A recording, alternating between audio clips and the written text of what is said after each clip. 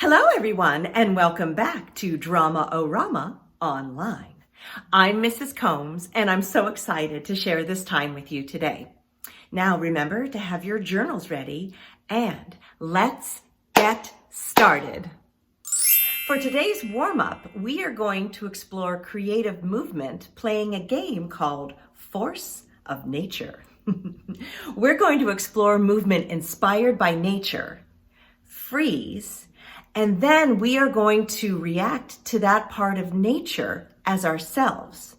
For example, if I call out wind, we'll use our bodies and vocalizations to explore the movement of wind.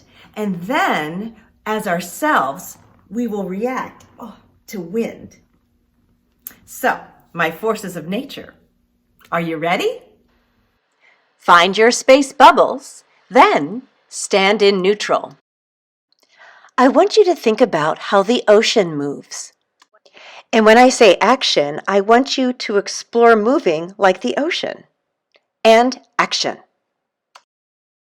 Use your whole body. Your arms, your torso, your legs. Are your movements fast or slow?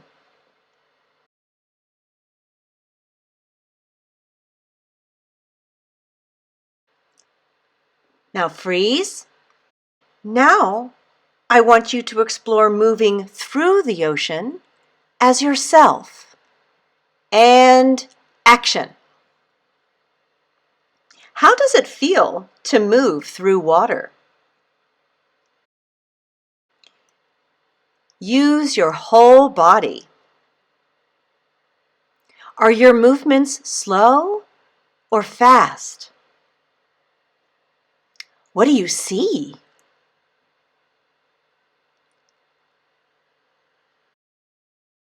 Freeze and neutral.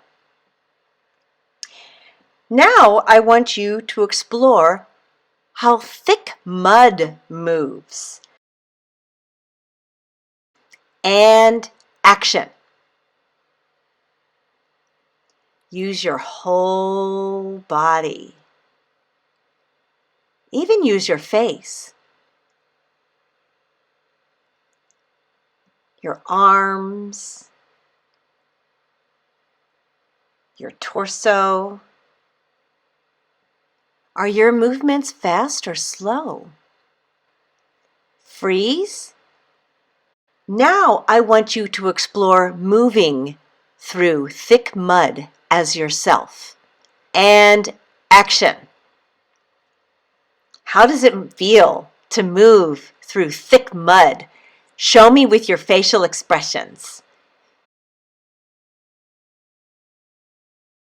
Is it easy to move or is it hard to move?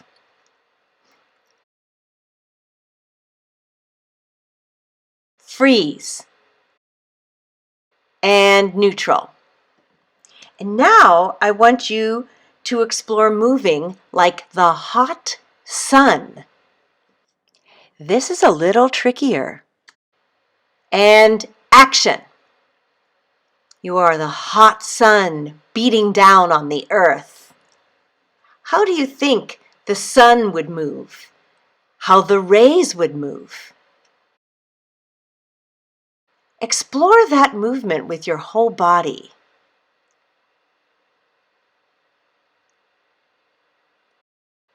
And freeze. Now I want you to explore reacting to and moving to the hot sun as yourself. And action. Oh, how does that feel on your eyes? How does that feel on your body? How do you react to the hot sun? Do you want to move towards it or away from it? And neutral. Very good. Today we are going to explore setting in a Native American myth. Myths, like fairy tales, were passed down generation to generation through word of mouth. These stories have to do with gods, nature, and how certain things came to be. We're going to act out a Cherokee creation myth, focusing on the setting.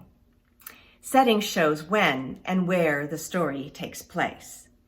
And not only will we explore how different characters react and relate to the setting, but we will also become different parts of the setting. I'm going to tell the creation myth as I act it out, and I want you to act it out with me. Are you ready? Find your space bubbles, then stand in neutral. A Cherokee Creation Myth. Setting in nature. Long ago, before there were any people, the earth was young, and the sea covered everything. The earth was a great island floating above the sea. And the animals lived in a home above the earth and beyond the rainbow. Needing more space, the animals sent Water Beetle to search the sea for more room to live.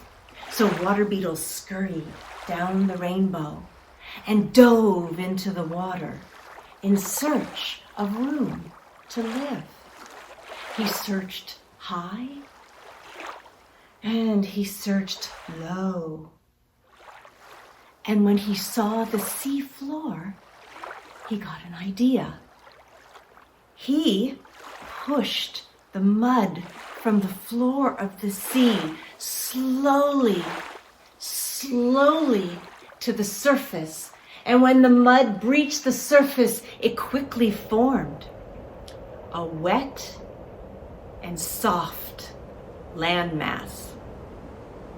This was too wet and too soft for the animals to live on. So they waited. Then they sent Grandfather Buzzard to see if the land had hardened. So with his great wings, he flew over the land. And the wind from his wings were so strong that it created mountains. And the wind of his wings also created the valleys. And the wind from his wings hardened the earth. When the earth had solidified, the animals came down from the rainbow, but they couldn't see a thing. It was so dark. They needed light. Then they thought, we need to ask Great Spirit to bring the sun from behind the rainbow. Oh, please, Great Spirit, please bring the sun. So Great Spirit, being kind, answered and brought the sun quickly to them so they could see. But the sun, it was too close. It was too close, too bright, too hot. So the Great Spirit took the sun high into the sky and created a path moving east to west so that everyone could share in the light. Then plants were placed upon the earth, and the Great Spirit asked these plants and the animals to stay awake for 7 days and 7 nights. The plants that could not stay awake slept. The animals that could not stay awake slept. The plants that could stay awake were rewarded by keeping their leaves and staying green all year long, while the plants that slept lost their leaves in the winter. Then the animals, like the owl, whoo, whoo, and the mountain lion, were rewarded with the gift of seeing at night.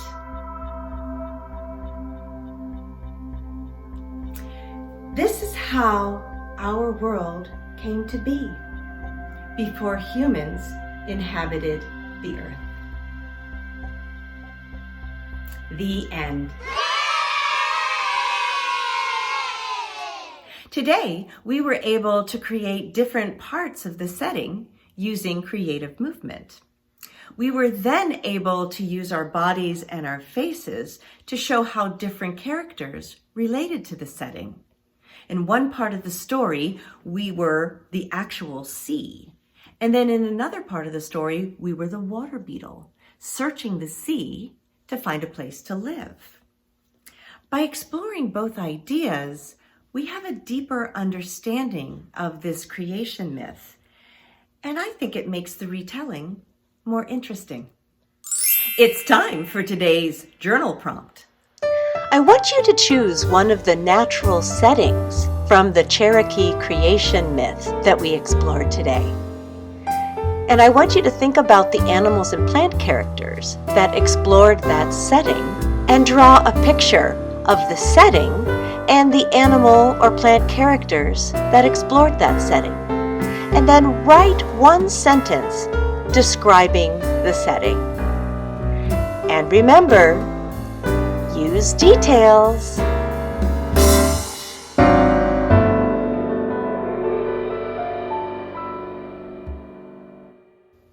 Thank you so much for exploring setting in a Cherokee Creation Myth with me today. Until next time, we'll sing goodbye, goodbye, goodbye. Goodbye, everyone. It's time to say goodbye. Goodbye, everyone.